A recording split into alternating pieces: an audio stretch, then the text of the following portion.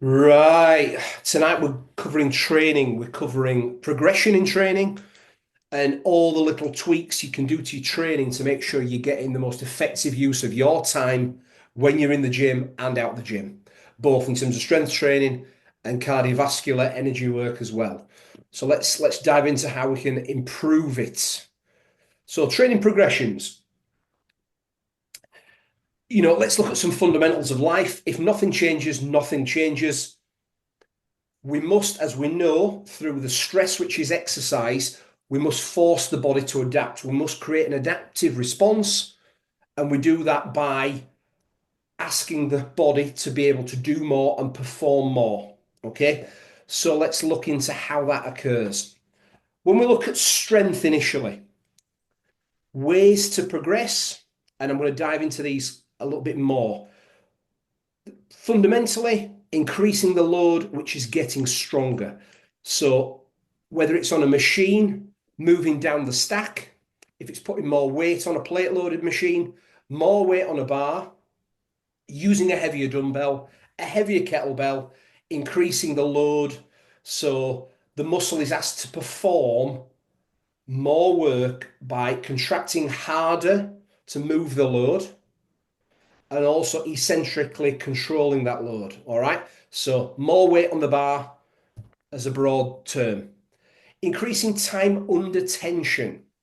Now we know, especially when it comes to muscle growth, hypertrophy, building thicker muscle fibers that can contract harder, time under tension is quite a big thing when we go to the gym. So it's not just about moving a load from A to B, it's the time it takes to move it from A to B. And that's especially important on the eccentric or the lengthening of the muscle under load. So when you are lowering a bicep curl, lengthening the muscle under load, that wants to be extremely controlled. And if you're looking at hypertrophy, ideally 2 to 4 seconds, lowering a weight. Can be the same squatting, lowering on a deadlift, or if you're doing things like a pull up, it's not your way up, it's lengthening, which is lowering yourself under the load.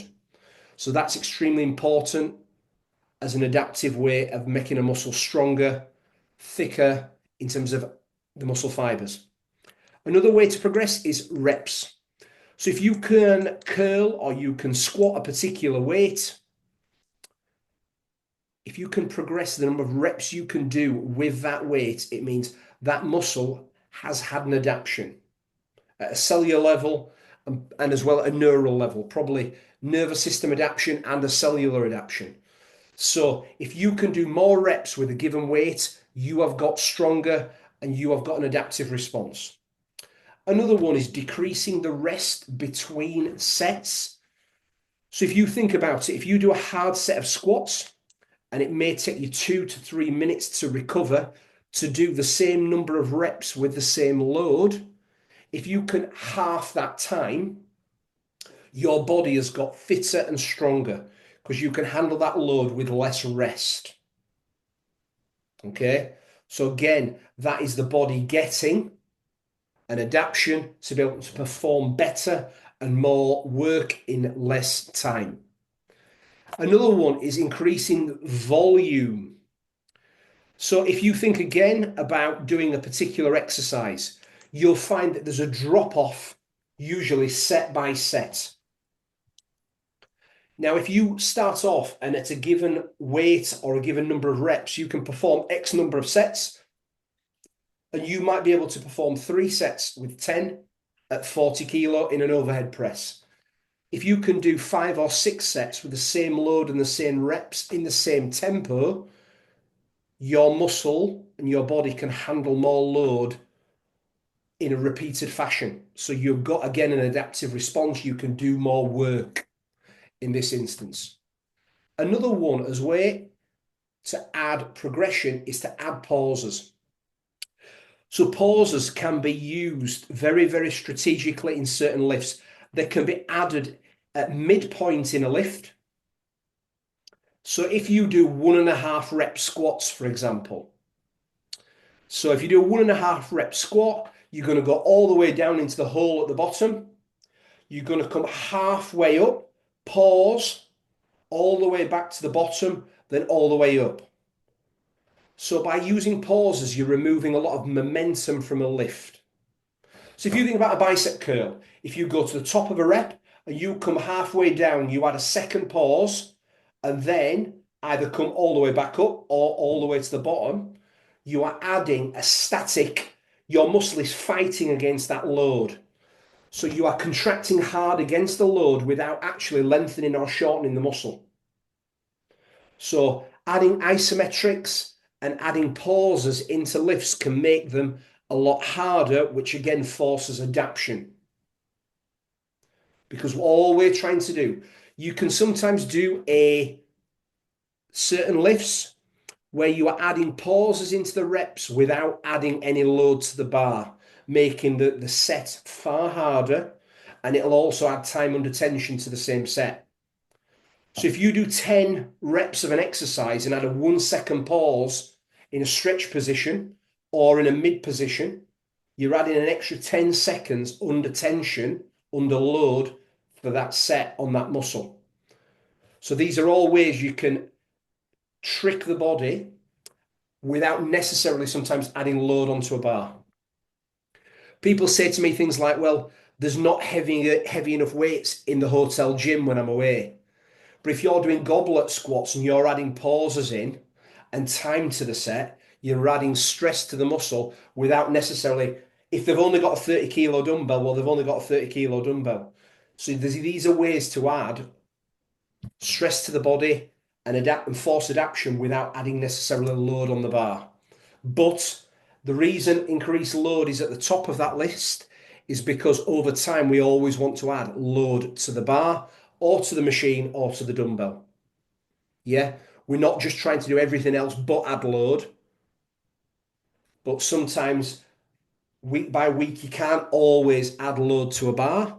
You might add a pause, add a rep. There'd be other ways before you add load in the middle. All right? Hope that makes sense.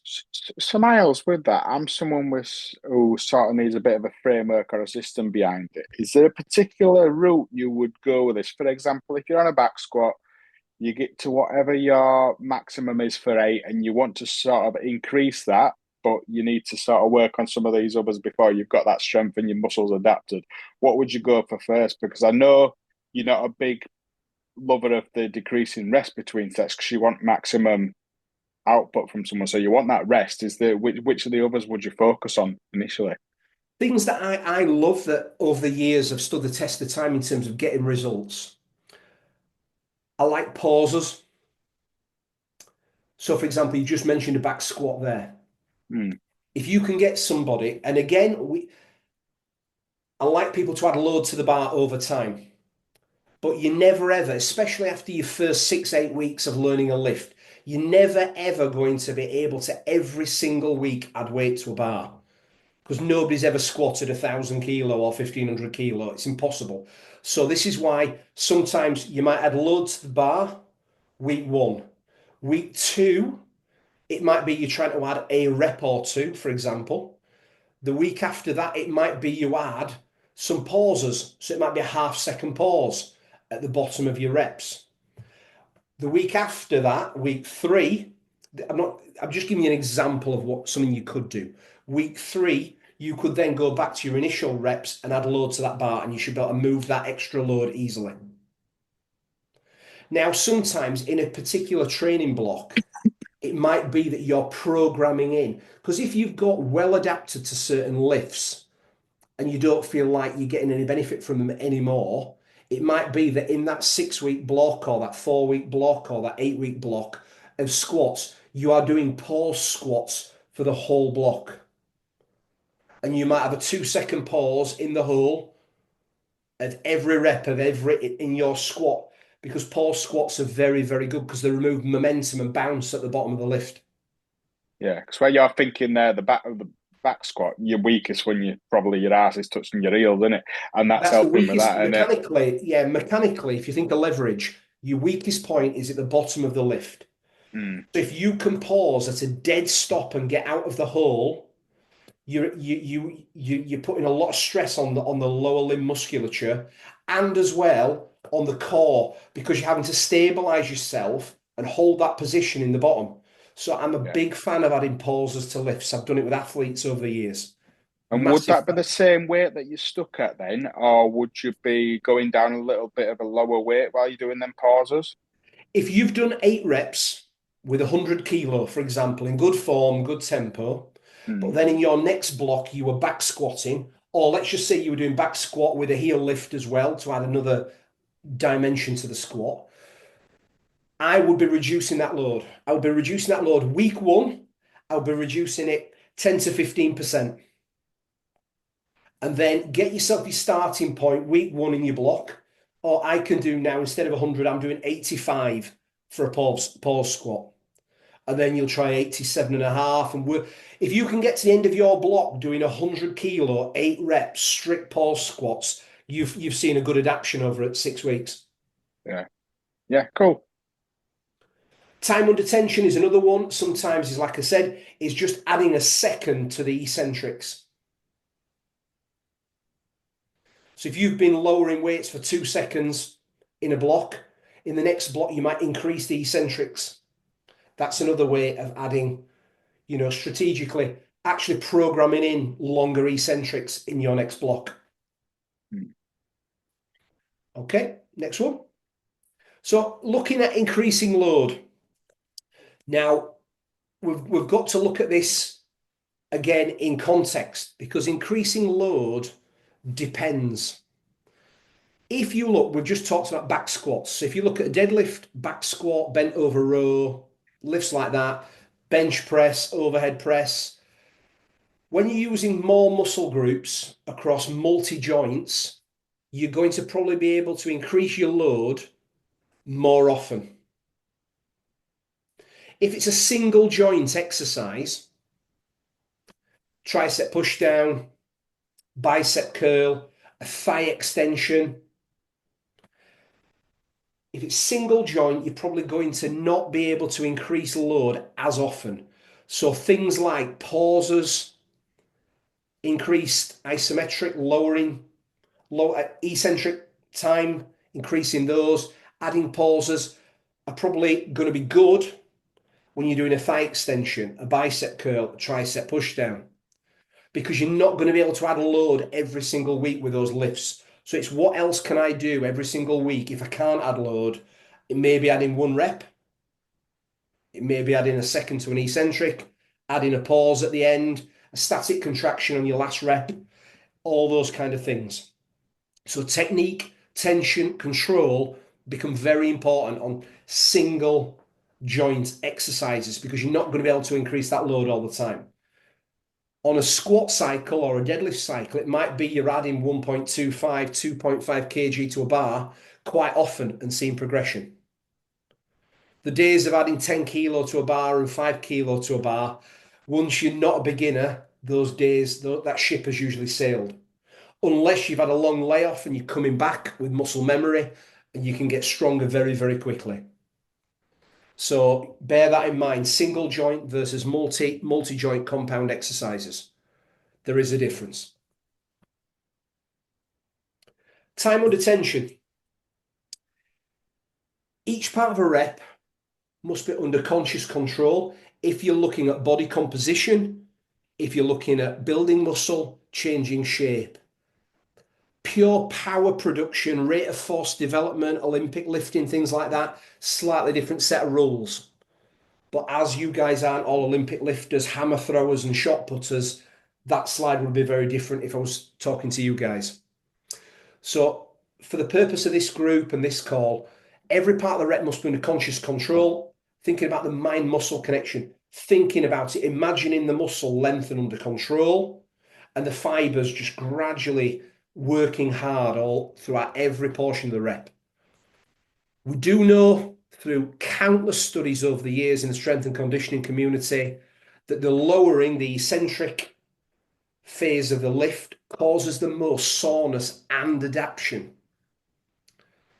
But if you are doing lots and lots of slow eccentrics, or what we call negatives, where somebody spots you, lifts the load up, and you lower under control when you can't consciously contract the muscle, because the muscle, your concentric strength has gone, and you can only lower the muscle under control because you can be between 10 and 20% stronger on the eccentric part of a lift. That's why you can lower a muscle, you lower a weight under control that's 10 to 20% more than you could actually contract. That's why there's always a couple of reps in the tank at the end when you can't lift a weight anymore. Okay. But that also takes longer to recover from. If you're really focusing on hard eccentrics and negatives at the end of a set, you get more soreness and you might need more recovery between sessions. So do consider that in your training.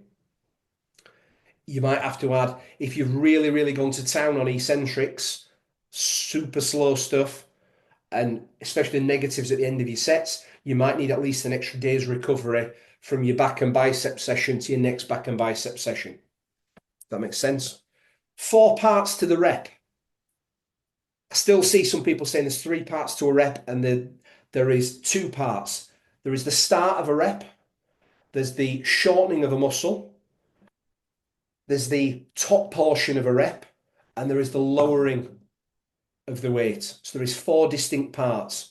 Because in certain exercises, you will add pauses at the top or the bottom or both of the rep.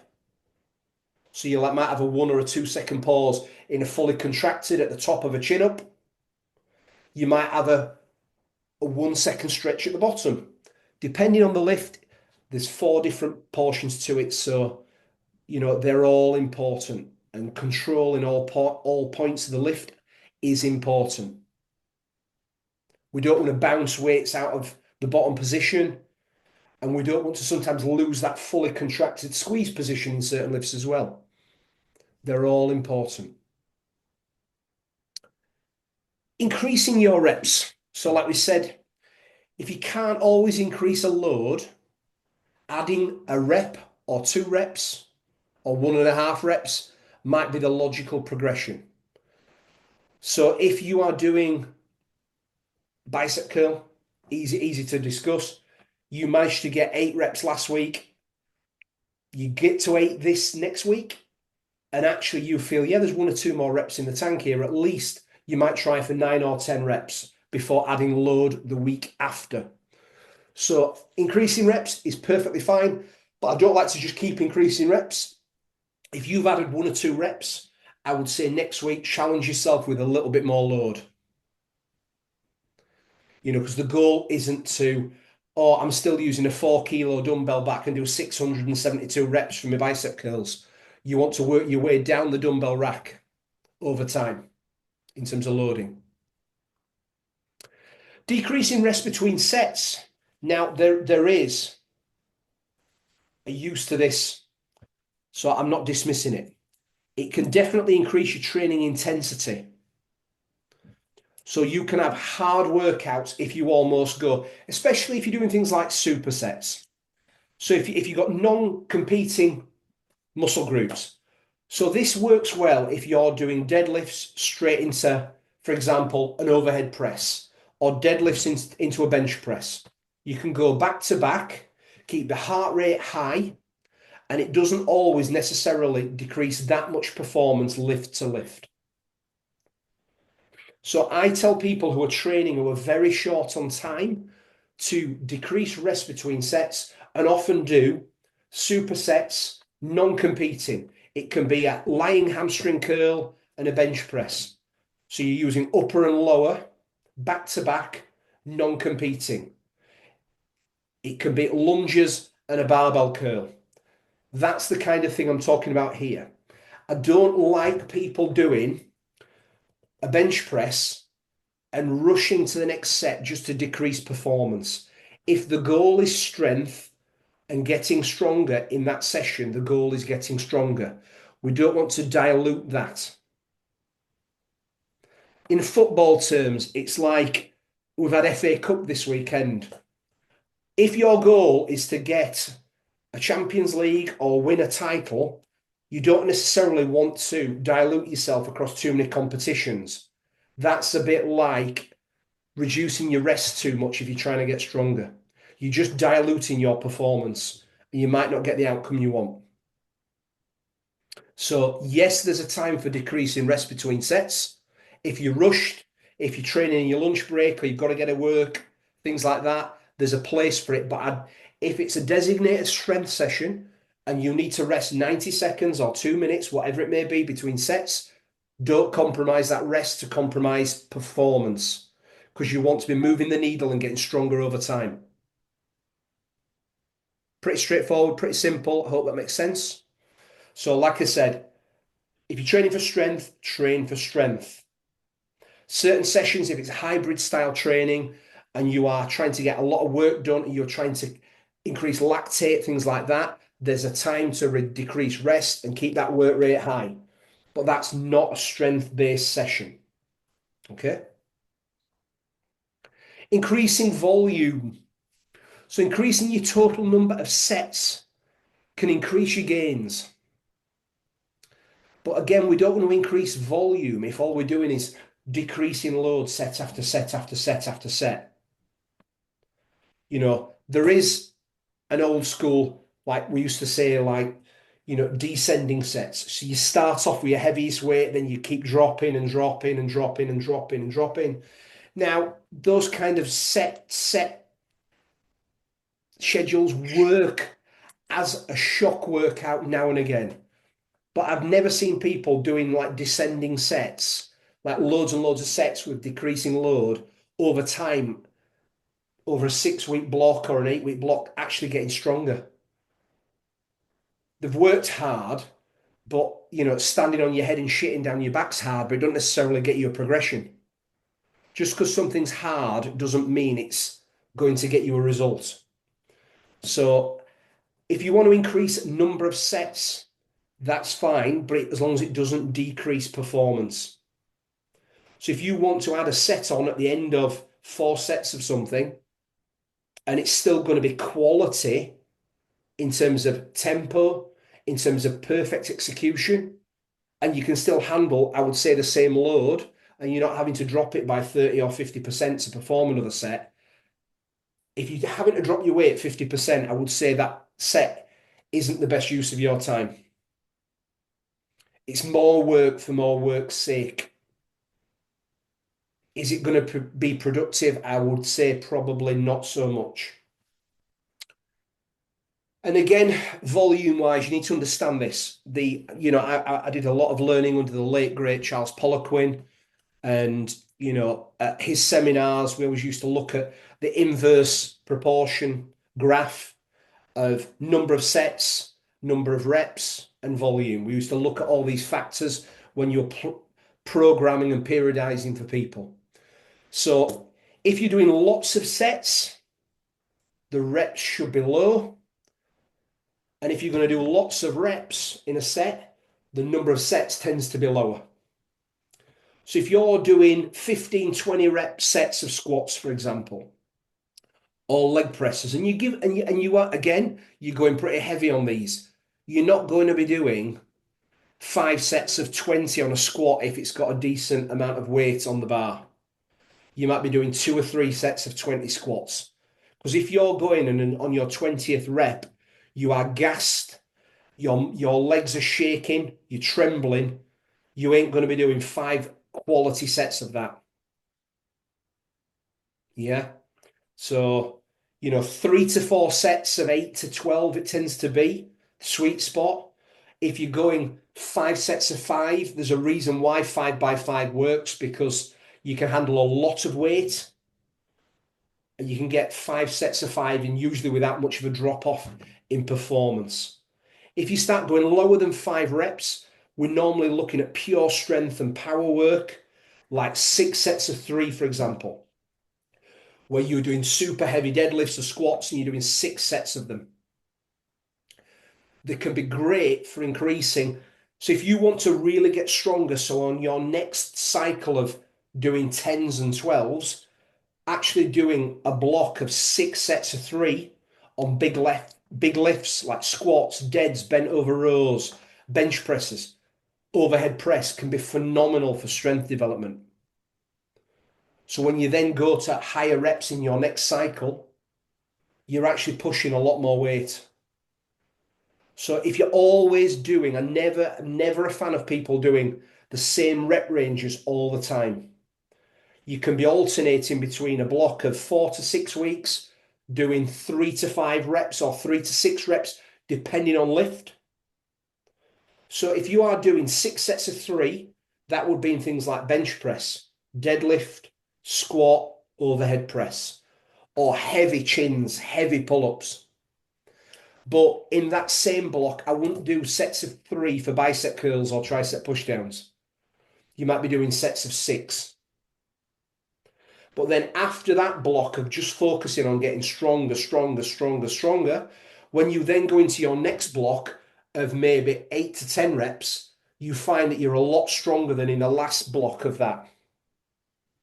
So alternating and waving between low reps and higher reps. Low reps, higher reps can be very, very good at getting stronger constantly over a block. If you look at the graph and you plotted the dots as you've got the flat spots, then you've got strength cycle, flat spot, strength cycle. Over a period of time, everything, the curve is moving upwards. So I'm a big fan of low rep cycles and slightly higher rep cycles and alternating between. Works really well. And as well, if you're doing sets of 3 to 6 in one block, 6 to 8 in the next 6 weeks, you might then look at 5 by 5, and then you might go up to 10s and 12s. You can always alter these reps to keep the body adapting and guessing in any given block of training. I had someone a while ago who'd done lots and lots and lots of low rep work for years. Dorian Yates style training, sets of 6 reps, just year after year after year. Lots of tendon injuries, lots of repeated strain. So we just looked at actually lots of volume, like 15 rep sets, 20 rep sets in squats, 12s to 15s on things like curls, lots of pumping kind of sets, getting blood in the muscle, low rest, because that's not how this gentleman had trained. And he had a phenomenal response over 6 to 8 weeks to that type of training because he'd always done just low rep work. So sometimes what you've not done will shock the body and get you an adaptive response. So there's nothing wrong if you've done lots and lots and lots of strength work over time, having a period of doing 12 to 15, 15 to 20 reps for a few weeks. Really short rest, keeping the blood in the muscle. So yeah, so that in terms of sets and reps, I hope that explains it. Lower reps, heavier loads, maybe higher sets, and probably a longer rest between sets. Because again, if you're doing maximal sets of 3 reps on a deadlift, I can guarantee you ain't going to be lifting that bar again in 60 seconds time. You're going to be sat down for at least 90 seconds to play 3 minutes before you attempt your next 3 rep. Because if you're pushing a load of weight, it taxes the body a lot, your central nervous system and your whole body. Anybody who's done super heavy squats, deadlifts, things like that for 3 reps, you'll know what I'm talking about. It's hard graft. It's not easy. You don't do a lot of reps in that session, but all the reps count because you're putting a lot of stress on the body. Okay, next one. Cardio. We can't just talk about strength, even though I'd love to. So cardio. So over the last few years, I've done a lot of work and a lot of research in these areas. As somebody who used to sprint, I knew all about sprints and repeat sprints and things like that. And hands up time here. I were always very much, if you're going to do cardio as such, it should be strongman style training, or it should be like sprints, 10-second max power output on a watt bike, on an air bike. And that stuff is still fabulous. But where I have changed my opinion, if you're somebody who wants all-round health, longevity, and everything else, you should add some zone 2 work in your week. Now, you don't have to be doing lots of it, but I do believe that everybody should do some zone 2 work. And that again is something that is your preference. Some people like nice, slow, steady work on a ski erg. Some people like uphill treadmill walking. Some people like slow, just steady cadence jogging. Some people it's put the iPad on a bike and just turn your legs over. This is heart rate training. You're trying to work at, for most people, it's going to be 120 to 140 beats a minute heart rate for most of you. You can hold a conversation, it's nice and steady, and you can do it for 30 to 45 minutes. A little bit of a sweat on at the end, but you don't feel exhausted. Because your zone two work, we don't want it to take away from your other sessions. We're not robbing Peter to pay Paul here.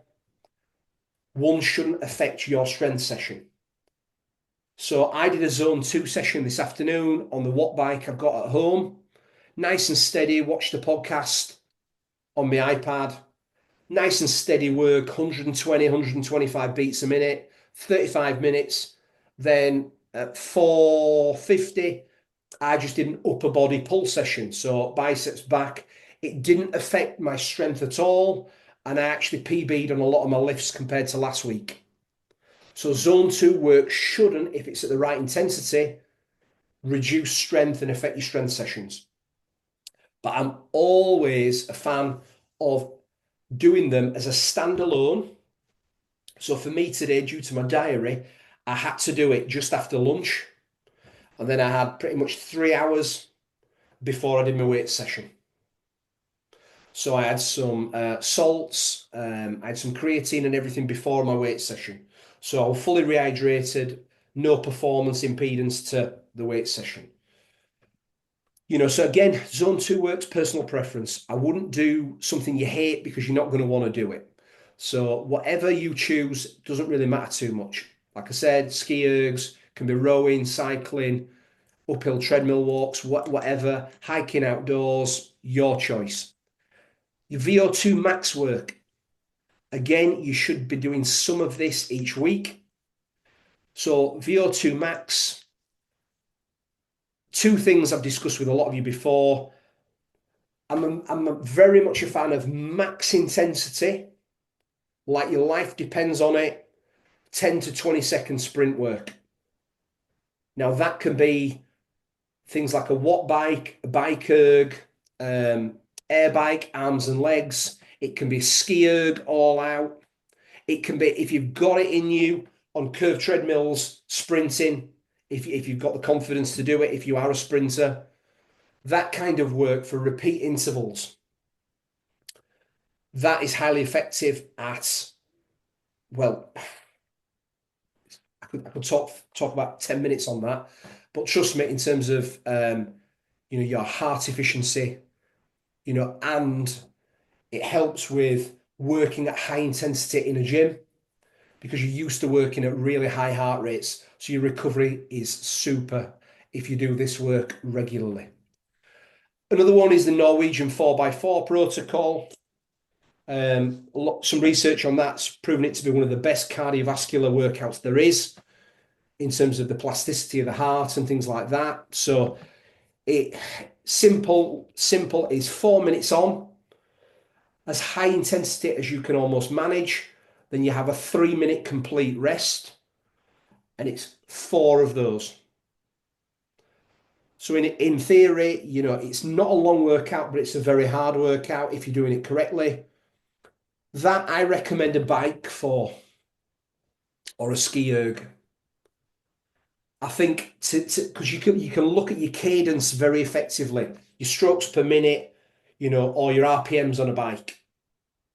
It's easy to set the resistance. So workout to workout, you can look at your fitness improvements.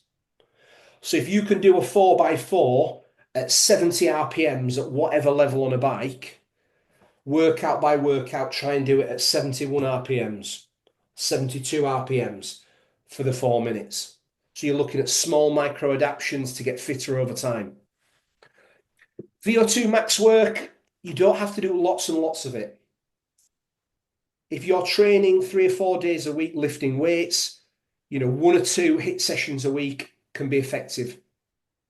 Don't have to be doing it 4 or 5 days a week, but 1 or 2 of those a week with 1 or 2 zone 2 sessions a week, I recommend.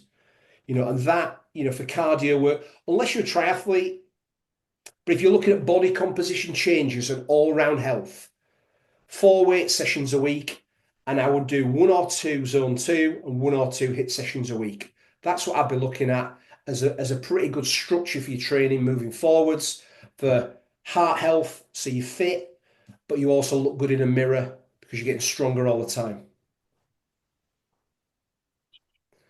Activity progressions as well. So the small compound effects that we've talked about over time. Steps. Steps is like the secret miracle because it doesn't impact your recovery, but it's a slow burn off of calories. If you're looking at rather than dropping calories, steps is the magic thing because you want to eat as much food as you can to get the protein in, the micronutrients, the fiber in. So I would rather do a few more steps a day than keep cutting my calories because you don't get that metabolic adaptation, your T3, your thyroid reductions. You don't get any of those negative consequences. By increasing your steps, you can keep your calories a little bit higher. More standing than sitting.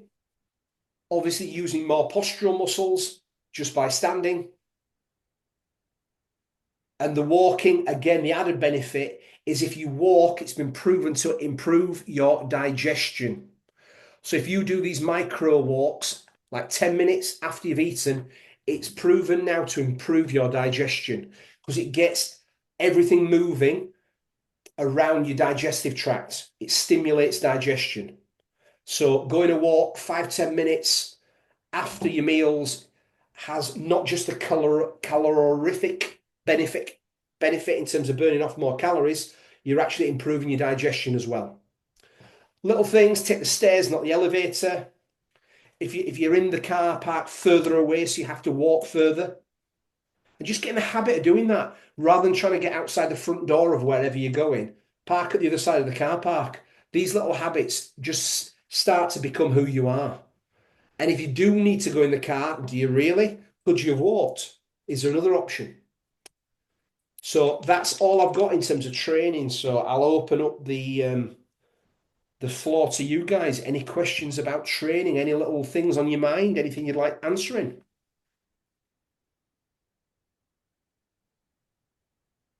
With the strength training I'll just make sure I want me with that. Strength training you mentioned earlier, where the lower reps but more sets, is that still recommended for sort of recomposition training, Miles? Because I know it's very much like strength based, isn't it? Or are you looking at the long term that you can do more with the higher reps when you go back onto that block? It's if you think about it, it's if you're constantly, for example, I know we talked about squats. Let's just say you were doing 8 to 10 reps all the time, right? And you got yourself up to 100 kilo using round numbers here. If you're always cycle after cycle after cycle doing around 8 to 10 reps of back squats, the problem is 100 kilo isn't going to move much more than 100 kilo. You might be getting minuscule, but let's just say you've done 6 weeks of good quality squats, good depth, good tempo, 100 kilo. You finish your cycle of that. In your next block, let's just say you're doing 5 sets of 5 or 6 sets of 3, for example. By your top working set, as you've worked up through your 6 sets, if you work up and start doing 110, 115 for 3, then week 2, 120 for 3. Let's just say by the end of that cycle, you're moving and you're used to lifting 130, 135 kilo. That 100 kilo that you finished your block on before is going to feel like a warm up because your body is used to operating at a higher level. So by doing blocks, so it's like, if you imagine, it's like steps like that on a chart. So one thing has a knock-on effect to the next thing. So by building the brake horsepower, it's like anything, isn't it? If you think about, I use a car analogy because a lot of people understand it. A 1 litre engine at 70 mile an hour on a motorway is going at 8,000 revs. It's screaming. If you suddenly take out that 1 litre engine and put a 3 litre V6 in at 70 mile an hour, it's ticking over at 1,500 revs. If you build up the brake horsepower in the engine, that 70 becomes easy. So you want to be almost implanting a bigger engine all the time by getting stronger. So then, as percentages go, if you imagine, everything becomes easier underneath that. There was a famous exercise. You can Google this. Dr. Fred Hatfield, who was a strength and conditioning expert, wrote lots of books called Power, things like that. He did a competition with Tom Platz, who was a bodybuilder with massive thighs years ago. Dr. Hatfield was a competitive powerlifter. And what they looked at was they did something like 6 or 8 weeks of squat training, and they looked at who could do the most number of reps, for example, with, don't quote me, because I used to know the study off by heart, because I used to read all his books. It was something like who could do the most reps with 100 kilo on the back of squatting. Now, Tom Platz, what he did is he practiced every week just doing more reps with 100 kilo. What Fred Hatfield did is tried to squat 200, 250, 300 kilo on a back squat. So when it come to comp day, he put 100 kilo on his back. It was like squatting a balloon. And even though he didn't train for the reps, he won easily because the 100 kilo was like literally like a first set warm up weight for him. So this is why I'm always adamant about getting stronger, because everything underneath it, if you build a bigger engine, gets easier. You can produce more power, produce more force. So if you're trying to perform at 90 to 100% of your maximum, performance drops off quickly. But if your maximum's up here, you're working at 60% and you can do it all day long. So that's like the HIIT training as well. If you get used to working in really high output heart rate zones, your zone 2 stuff then becomes easier as well. So weightlifting, if you imagine the maximal strength work and sort of like that, the shift up together, your high heart rate, VO2 max, and your zone 2 shift up together. So doing both in terms of on your strength work and doing both in terms of your cardiovascular training, they all complement each other and they all have slightly different responses. As we know, slightly higher reps, 6 to 20, tends to have the most effect on building muscle. But if you're doing one block which helps you lift that number of reps with a lot more weight, you're going to have bigger muscles. If that does that make sense? Yeah. So you're lifting heavier, so then when you drop back down, and doing more reps, you can lift heavier as well. So you're building more muscle. Yeah, because as we know, a bicep that can curl strict 30 kilo dumbbell is going to be a bigger bicep than one that curls an 8 kilo dumbbell. So you're stepping up your strength to be able to handle more weight for more reps. Any other questions? Anything else? Oh, hi, Miles. Yeah, buddy, Hi. all right? Yeah. My question was, how did you hydrate yourself when you said about the salts? Salts. Yeah. So what I do is if I've done something where, because salt levels, especially for getting a pump and for actual getting stronger, being hydrated is really important. And there's more and more research on this now that I personally have always found that if I have some good quality sea salt or a hydration, you can get them in like little, as long as they've got pretty much double the sodium to the potassium pre-training. I have one of those before I train because I find that across sets, and my performance doesn't drop off at the end of a workout compared to the start of a workout. So I'll always have either pint of water with a good pinch of good quality like Celtic sea salt, or today I used Science in Sport. You get them on Amazon. They're like little tablets you break up and put them in water. I use them like 20, 30 minutes before I train. And I just find that my training, recovery, and everything when in between sets is better when I'm got some sodium and plenty of water in. I know if you've got high blood pressure, overall salt levels you need to manage, but I think pre-training for most people, a good hydration tablet or some salts in.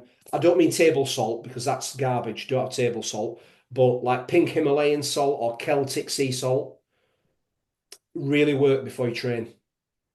Yeah. So And that's my what I'll second, do. yeah. And that's amazing because definitely we could all do with more energy, to be honest with you, as as things progress. The question number two was when you have a very busy schedule and you're moving around, what is your diet like, Miles? Because I know you run a business and then It's you do one-to-ones and you've got a hectic lifestyle. the And answer to that is it's the best available choice, mate. So you've got to think of this is if I know I'm going to be driving in the car and I'm going to be in if I'm in Birmingham on a course next week, 2 days, a seminar, things like uh, that. It's just making sure in my car have I got a couple of apples, have I got some protein bars, and it's thinking as well about like when you get to like my missus, she's on the road a lot, so she's always thinking about I don't want to have the junk food they serve in the pub at the side of the hotel. So she'll look like, is there an M&S food nearby where you can buy some decent quality, like a chicken Caesar salad or a decent chicken wrap? What is the best available options you've got? And that's the key thing because you can't beat yourself. If you can't have the same foods you would have had at home when you had a full cooker and everything else, what's the best options you can take with you? So it's just planning ahead. yeah, And nowadays as well, with phones, you can always look at, what is nearby. Have I got an M&S food? Is there an Aldi, a Lidl, a Sainsbury's? There's always cooked chicken. There's always stuff you can buy.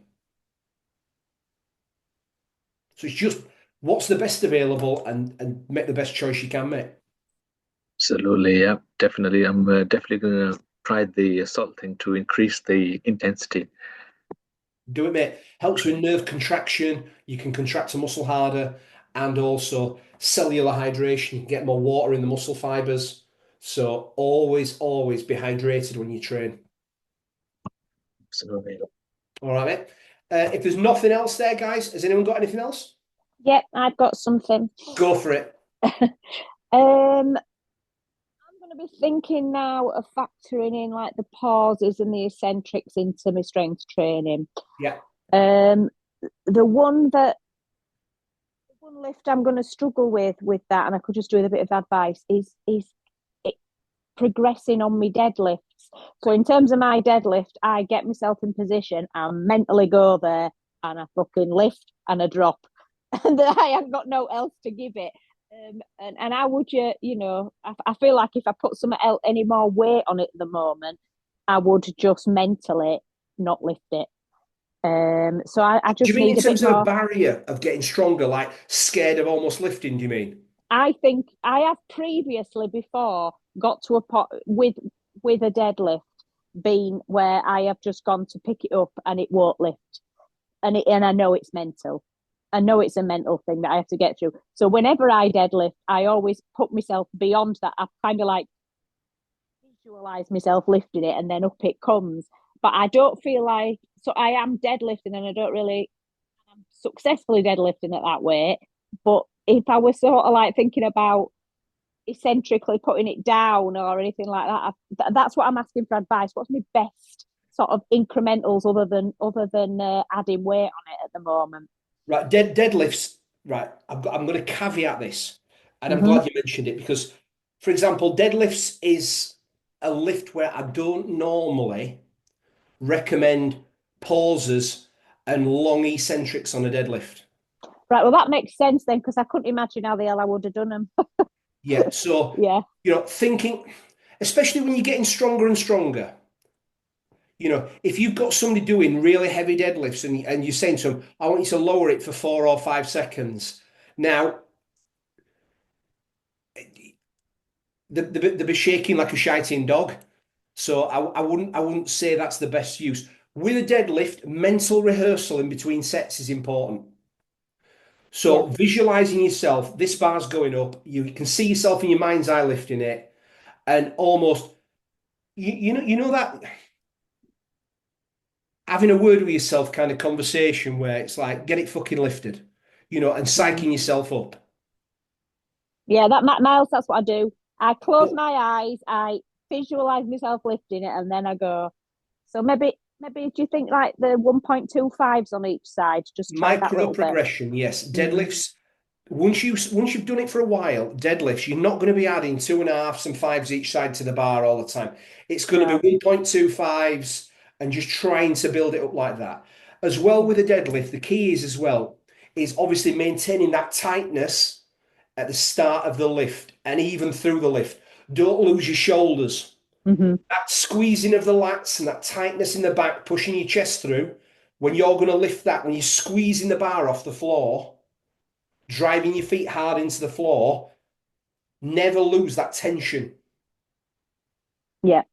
And that's, you've got to be, as you're squeezing that bar off the floor, pushing your feet hard, that upper back tension, you never lose that. Because you see people, they go to lift it and suddenly they turn into a tortoise and the back just suddenly just goes like that, like a concave. Yeah. So always nice and tight. We want that back as tight as we can as you're lifting your deadlift and squeezing the bar off the floor. No, that's great. I'm right glad I asked, because if I'd have been trying to the other bits in, I was thinking I might hurt myself, and I probably would have done. Yeah, I mean, Yeah. deadlifting is one of those exercises that there is lots of variations. You've got so one that I use, a progression of a deadlift is a deficit deadlift, where you're obviously stood on an object of differing heights. So, for example, like a blue plate that's like 3 inch. So you're pulling from a lower position, if you get me. So it makes the lift harder. Yeah. But again, you'll program that into a cycle. You won't just do it next week off the cuff. Mm-hmm. So you've got things like snatch grip deadlifts, which are fabulous with a bit of coaching. So I mean, the ultimate deadlift for me is the snatch grip deficit deadlift, and that was Charles Poliquin's favorite ever exercise. He said it challenges the body more than anything and uses the most amount of muscle mass. But again, there's a bit of technique learning with that. So again, I don't give it to beginners. Master the deadlift, get the deadlift right, get RDLs right, things like that. Then over time, you can look at other deadlift progressions. But for now, on your journey, just like I said, micro progressions, get that weight on the bar over time, never sacrifice your technique. No, that's great. Thank you. No drums.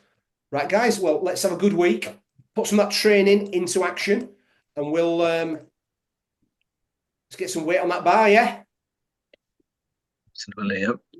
See you Well, guys. I'll be coming back with Bye. slip disc next week. See you guys. So, yeah. Bye.